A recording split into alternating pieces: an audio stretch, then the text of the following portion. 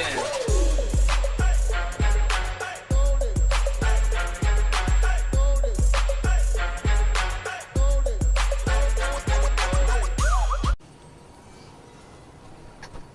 Yes, YouTube.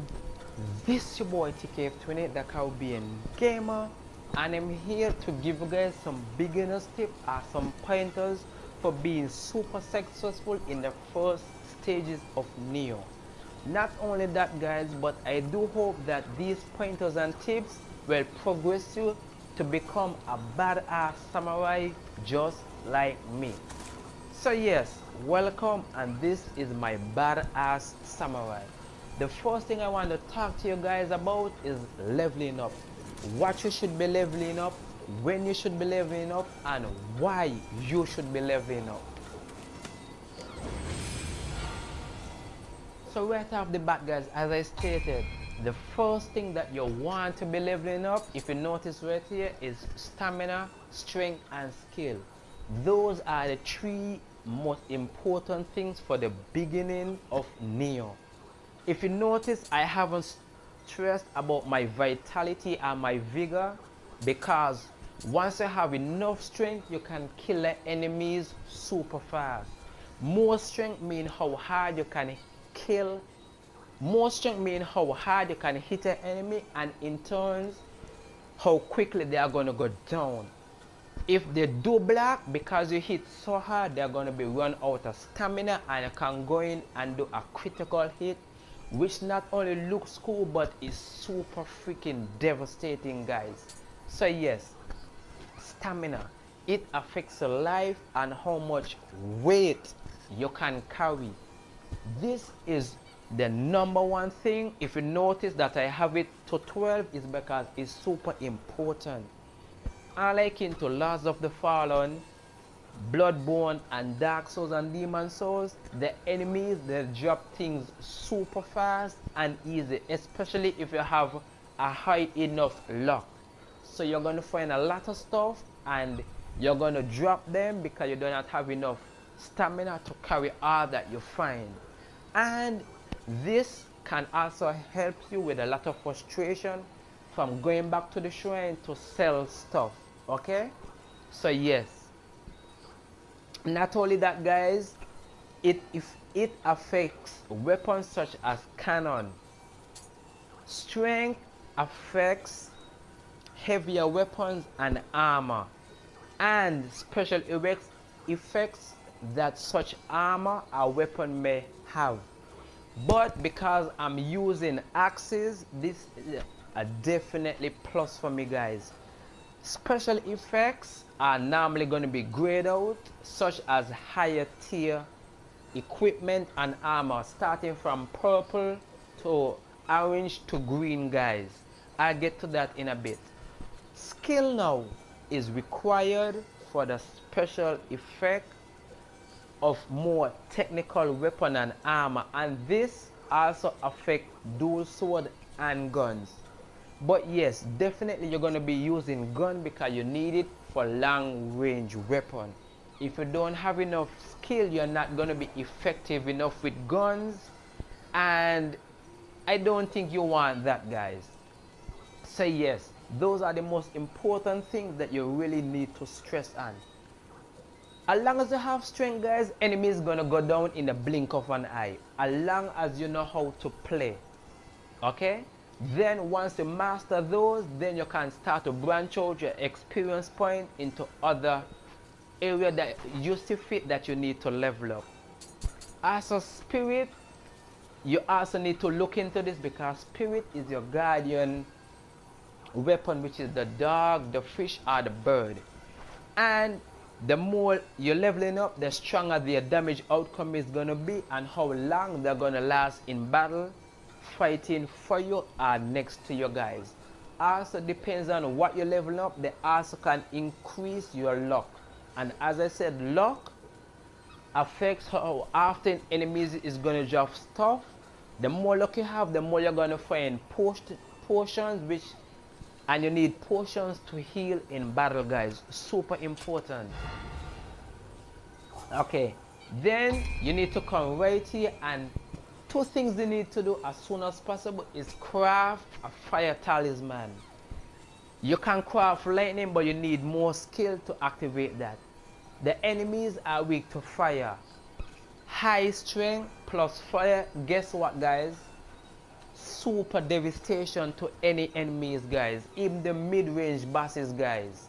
So yes, strength again, you see how often strength plays into all this guys. Then here you need to come and do ninjutsu. This allows you to craft things to cure poison and other status elements. So yes, super important, get familiar with them as early as possible guys. Okay, this is a secret recipe made by mixing various types of medicine that neutralizes poison. Yes, now let's get to some armor real fast guys. First off the back, this is your equipment screen, and it shows what special effect you're gonna have and how much damage resistant you're gonna be. If you command any armor guys and you press R2, it's gonna bring up another screen and it's gonna show you the benefits you're not gonna get from wearing armor. Armor come in sets guys. If you notice, I have 5 pieces, and to the right it shows the benefits and the boost I'm gonna be getting for using this. So yes, even if you find an armor that has more defense, look at how it's gonna be beneficial to you. The more benefits you have, the more effective you can be in battle, and in terms less of you being dying. However, let's look at some legendary armor, which is this purple boots right here guys. Right off the bat, look at the special effects I'm getting from this guys. And again, this is how strength comes into play guys. Strength required, if you look down to the bottom, I need 9, I've met that. Body required 9, I've met that. So I can equip this and get this special effects right here guys. Okay, now let's look at the chest piece. Look at the special effects I'm getting from this guys. If I did not have enough strength, I would have been losing out on this guys. Yes, you can equip it without the strength, but you would not be getting any of these special effects.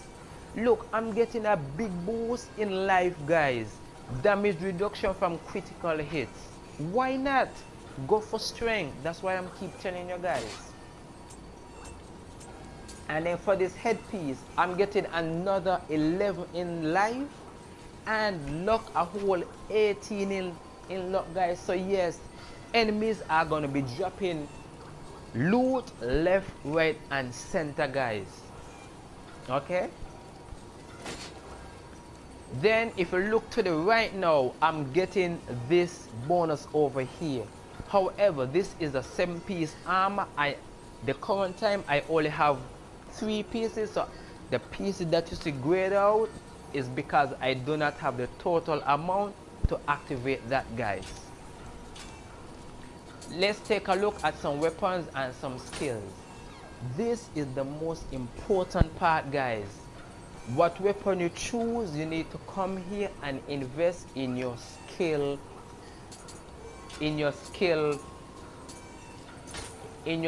guys. And the first thing I want you guys to learn is a combo finisher. At the end of a combo, you can do something like this.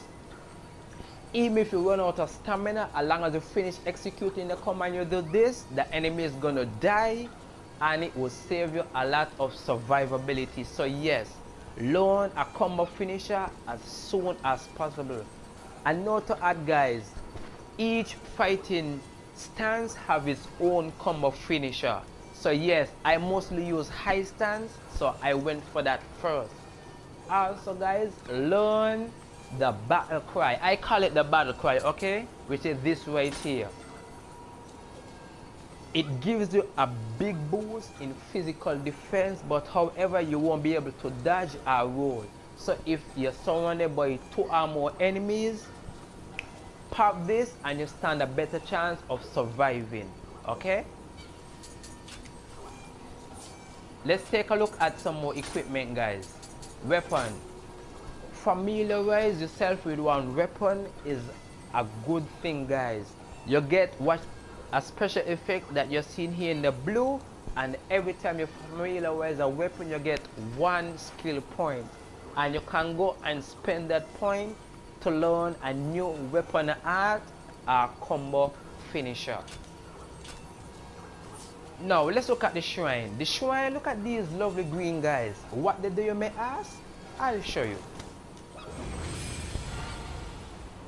So those guys, they're not only there for decorating the shrine, okay? They gives you blessing. First we have Oracle, Swordman, Warrior, Healer, and Hunter. The more you find, determine, each one give you like, I think it's 5%. Okay, so the more you find, the more percent and benefit you're gonna get for using whichever one you decide to choose. Hunter blessings give you material, healer give you elixirs, and yes, you need elixirs to keep yourself healed in battle. Warrior, armor, swordman, weapons. So whatever you think you need, just equip them. However, I tend to equip the one with the most benefits, which is this one here, because he has the highest, which is 10% for now. The Oracle being the super most important, which increase the amount of amorita or souls, if you want to call them, required, and which helps you to level up super fast, guys. The last thing that I really want to touch on before I show you guys some gameplay is your living weapon, which is the bird or the fish. To activate it, you can press triangle and circle. He pops into battle, you can swing as much as you want, but you can also be tactical and learn how to take more advantage of it. Such as just before he drains out, if you press triangle and circle again, he's gonna do a special attack. And I'm going to show it to you guys in a minute. If you look down to my screen, look at how much experience and money I have. And that's because I equip the armor, which gives me all those boosts in amorita and money earned, guys. Now your playstyle is gonna be varying from me. I mostly use heavy stance because it hits hard and it's devastating. So yeah, you have heavy, medium, and light. Light is flashy and fast, but it does not do enough damage, and you're gonna be in a fight for far too long, and you don't want that, guys. Okay? Also, the enemy can chase you and run you into another enemy, which you can get overwhelmed. So yes, using mid or heavy stance to take out the enemy as quick as possible, and then you can continue your journey and take on the next enemy. Without any further ado, guys, let's look to some gameplay and put all this into perspective. See you there.